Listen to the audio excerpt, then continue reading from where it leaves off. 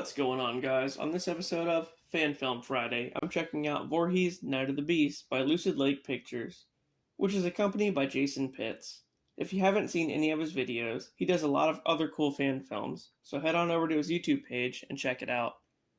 And while you're there, don't forget to like and subscribe. Okay, now on to the show. The film starts off with a guy named Mark who's running from Jason. Jason ultimately catches up to him, and Mark gets stabbed, but manages to pull Jason's mask off, revealing it to be himself. Then he wakes up, showing that the whole thing was a dream.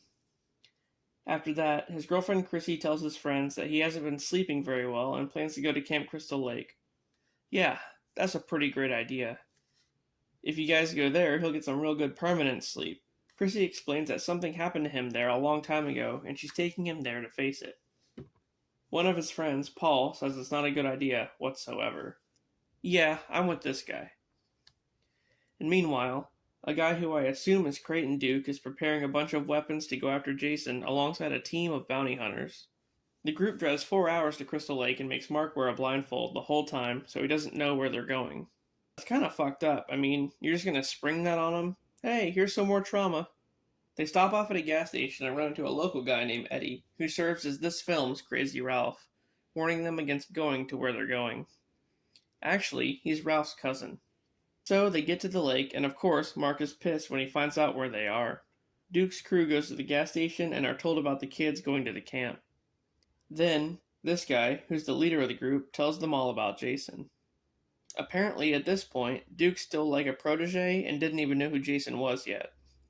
And the guy tells everyone Jason's origin, which is an altered version with Pamela being a waitress at a diner, and her using the Necronomicon to bring Jason back after he drowned. Sometime later, 3 guys are camping out when they get killed by Bigfoot. Yep, that's what I said. Bigfoot. As that's going on, these two sneak away to have some alone time, and oh, wow, they actually showed her boobs. Alright. She starts beeping his boop, and suddenly, whammy! Oh, wait a minute. Oh, what the That's crazy. That is crazy. And then, Jason finishes the job. Back at the cabin, Mark is coming to terms with being dragged to the camp. His friend Paul suggests that he just leaves. Yeah, again, this guy knows what's up. The sheriff and deputy are staking out the area and mention that Jason never actually drowned, and that he's still out there, somewhere. Then, the bounty hunters run into these weird kids who look like they're in a cult or something.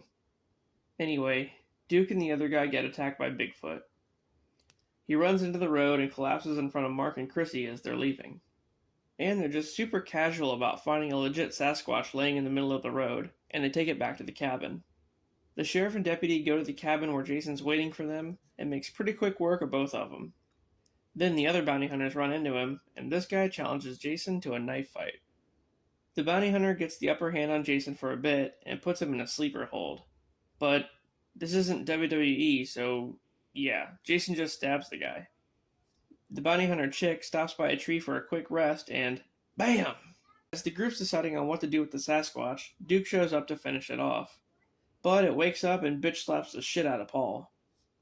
And then, Jason confronts the group outside and Duke lures him away, vowing to send him to hell for killing the leader. Yeah, that's another callback to Part 9. Jason uses his X-ray vision to find a girl hiding behind a tree and chops her right in the head. And as he walks away for some reason, he steps on the license plate of the Creeper's truck from Jeepers Creepers. Huh, that's pretty weird. Anyway, Mark, Chrissy, and Duke run into Jason and he gives Mark a big hug. Chrissy freaks out and instead of leaving, runs directly into Jason's arms. But Duke saves the day. Mark dies from being hugged way too hard, and then the battle finally ensues. Bigfoot shows up to fight Jason, and it's a pretty intense battle. Ultimately, Jason prevails. And after that, Chrissy gets bitch slapped by Duke. All of a sudden, Jason gets ambushed by more Sasquatches. Damn, they just came out of the woods and fucking attacked him. Jason tries to throw the machete in defense, but it gets thrown right into Chrissy's back, just as Jason gets torn apart. The next day, back at the gas station, Duke vows to go after Jason and send him to hell once and for all. The end. Okay, well, that was really good. The special effects were cool, and the film quality was really up there. It looks like he spent a lot of time and money on this one. And of course, they used the Part 7 Jason, which is my favorite. I was a little bit skeptical about the whole Bigfoot thing, but it turned out to be pretty badass. But of course, my favorite scene was. Oh no, I'm joking, I'm joking. No, I'm not. Anyway, guys, head on over to Jason Pitt's YouTube page and watch the movie for yourself. It's pretty good. Well, that does it for yet another episode of Fan Film Friday. If you enjoyed the content, please don't forget to like and subscribe for more. And I'll see you on the next one.